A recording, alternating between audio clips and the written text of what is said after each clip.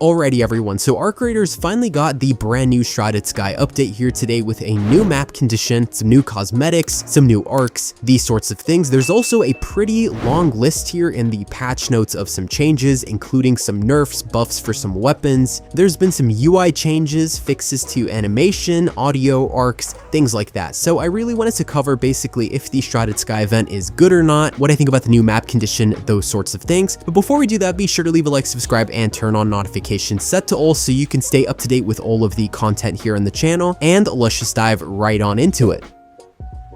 So first things first here, the Shrouded Sky event obviously comes with a brand new map condition, which is the Hurricane. So basically with the Hurricane map condition, it presents new gameplay challenges, new things for you to kind of consider when it comes to how you're actually approaching the map, arcs, and other raiders. So I played a couple of matches on the Hurricane, and there's definitely some differences in how you approach the gameplay compared to the standard Dam Battlegrounds map. So it says here, one of the first things that you will face is of course the wind, which 100% that's definitely something that I noticed. When you have a tailwind, basically you're gonna feel fast and you're actually gonna be able to move quicker. It's gonna make that sprint feel a lot more smooth. But if you're fighting against those really powerful winds, your speed is going to be inhibited and your stamina is going to drain much more quickly. Obviously, this only applies to when you're outside in the wind, not when you're inside of a building, but in the wind, it's definitely affecting your movement, how you basically deal with throwables as well. I didn't personally try any throwables, but it says here that throwables will behave differently with the winds, and it might take some time for you to actually master the trajectory of throwables such as grenades. But other aspects like smoke, gas, and even jumping are affected by the power of the Hurricane, and of course that is all true. I did notice that. It definitely, I think, does add a little more to your consideration of how you're moving. The second thing here that you have to deal with this new Hurricane condition is debris, which 100% this is probably the thing you're going to notice a lot, especially if you're equipping a shield, because the shield wasn't designed to actually deal with the debris hitting you. So immediately if you load in to the outside, your shield is going to glitch and spark because it's struck by small items. The more you get hit by small items, or the larger the items that hit you, the faster your shield is going to degrade. When this happens, basically the more you're sparking while you're out there, you're going to be visible to other raiders. So I actually did notice this when I was playing in my first match. There were some other people nearby me, and the only reason I was able to actually see them was because they all had their shields equipped, so you could see that sparking happening the whole time. So you basically have to decide whether or not you're going to wear your shield and when it's actually not going to help you. Personally, when I was inside of any buildings, I would just keep the shield on because you never know when there's going to be arcs or maybe a hostile raider nearby. And then when I went outside, I would turn the shield off, which obviously, you know, comes with its own positives and negatives. You're not going to be visible to other raiders, but arcs will still see you and you're going to be left without a shield when you're dealing with those arcs. But at the same time, your shield degrades so quickly that it kind of almost doesn't make a difference when you're outside if you have it or not. So this definitely did add something else to kind of deal with here in the map, and it's definitely something that you kind of have to calculate the risks and benefits of. So personally, it kind of was a little bit annoying to have to keep just kind of unequipping and re-equipping the shield, but that's only because I chose to just keep doing that. You can kind of choose how you want to deal with it. If you don't want to take it off and just recharge it when you're inside or something, you can do that too.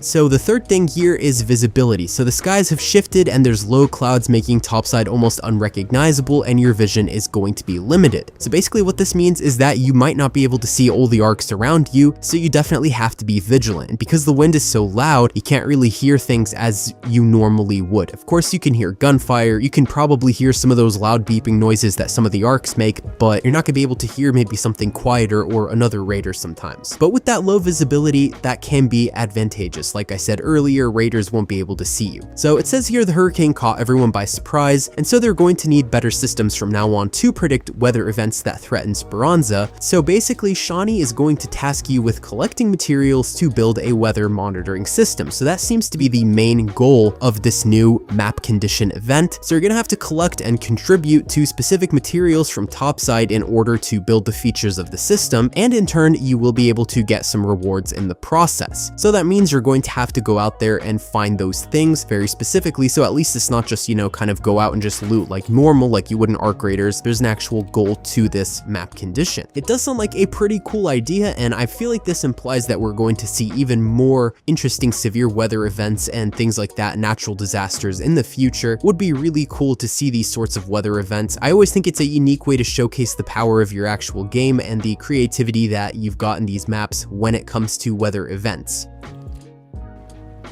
So beyond this, we're also getting some new arcs. So the Firefly here is one of the ones that they were teasing a lot, and basically this one is a drone arc, so it's not super different compared to some of the ones we've seen before, but the big difference here is what the Firefly can actually do. So basically the Firefly is a drone with a flamethrower attached to it. It basically emits a jet of flame, and this can definitely take down your raider unless you can move quickly or find cover. I am hoping in the future that we get some different sort of arcs that aren't just kind of, you know, drones or just like basic ones. I would like to see a little bit more, but I think this does sound like a pretty interesting one so far. And then the second arc, of course, is called the Comet, which is a spherical arc that patrols the surface until it comes across an unsuspecting raider. It says here you shouldn't let this one get too close, because once it sees you, it's going to lock onto you with a frightening focus before it explodes. So this is very similar to the, I believe, pop arcs that are inside of buildings. I don't think I encountered any Fireflies when I was playing, so I don't know where they're usually kind of huddled around, but they do seem to be out there probably near the elevators. I'm gonna assume like the other drone arcs usually are. So beyond the arcs, we also have a free raider deck. So the raider decks are sort of like battle passes, if you will, but they are usually free here in Arc Raiders, which I do think is really cool. You get access to all of these rewards without actually having to buy them separately each update. I do really appreciate that from the devs. I think this is a really cool thing that they've done, because most games I've played so far that do these sorts of battle passes, you usually do have to buy them separately. One game that comes to mind very clearly was, I believe, Black Ops 6, where every time they dropped an event, they would have a premium battle pass and then the free one and then all that kind of stuff. And obviously the free one doesn't have as much as the premium, but in this case, Arc Raiders has really done a great job at just giving things for free for the players with those permanent battle passes and these raider decks as well. It's really cool. So this one offers a bunch of rewards in return for cred, which is earned topside by completing feats. The Surgeon cosmetic is unlocked by completing the raider deck gradually. And then of course, with the cosmetics, we also have the long-awaited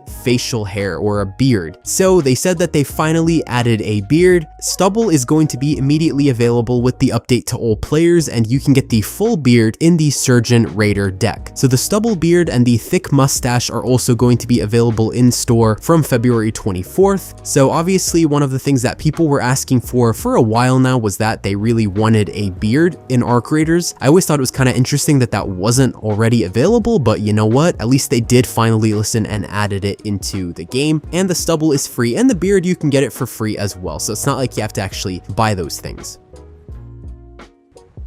There's going to be a new set in the store, which is the Valere set, which you can see on the screen here. The Devotee set is going to be coming later. They didn't say exactly when, but the Valere set looks pretty cool. I do have to say that Arc Raiders has definitely been improving its cosmetics since the game launched. I think that, you know, it's clear that they have taken that player feedback on what people like and don't like in these cosmetic sets, and I do think that the newer ones are definitely an improvement. Throughout the video, you probably noticed I was using the, I believe it's the Sandwalker set. This one just reminded me a lot of Dune, and that's why I really liked it, because Dune's one of my favorite movies of all time. They're also going to be introducing a new backpack set and Raider tool set. Dam Battlegrounds is also going to be getting an update with a new high security area that's been uncovered called the Controlled Access Zone, and this is a high value loot area, and the way you know you found it is when you see a Rocketeer chandelier. So it's really, again, great to see the devs actually adding more to the pre-existing maps anyways. I am hoping to see a new map soon. It would be great, but you know, the maps that are there currently, they're just so expansive and really fun to play on, and it's nice that they're actually adding stuff here and there so it's not just a stagnant sort of situation. If you guys didn't hear, they recently also patched a couple of those huge exploits that have been bothering people in the game, you know, the infinite ammo one and the infinite loot duplication glitch that have been kind of used by some people. They said that they have been also passing out punishments for that for people who use them kind of in a malicious way. They said that if somebody kind of didn't really use it much or they weren't really affecting anybody, that they just kind of passed out a warning, but they did actually push out some suspensions. They didn't say that anybody's going to be like permanently banned or anything like that for using these, because at the end of the day, they said that basically there was a fault in the way they designed things. So I don't think they're going to punish people that badly for it. But obviously, don't use exploits and glitches, because clearly Arc Raiders has set a precedent here that, you know, you're going to get some consequences for getting an unfair advantage. But anyways, good on them for acknowledging the situation and fixing it, even though it did take some time. Hopefully we won't see a situation like that again in the future, but you know, with games, it just kind of happens. Anyways, nice update here from Arc Raiders. I think that the Hurricane map is something that I definitely see myself playing on pretty often. It does add a new layer of challenge in my opinion. It's not too different from obviously the regular version of Damn Battlegrounds, but having that added layer of just kind of stuff to consider in your gameplay is pretty fun. It does add a little more immersion and things like that. So let me know what you guys think in the comments below about the new Hurricane map condition, about the Shrouded Sky event in general. Be sure to leave a like, subscribe, and turn on notifications set to all so you can stay up to date with all of the content here in the channel. And that's all for today, folks.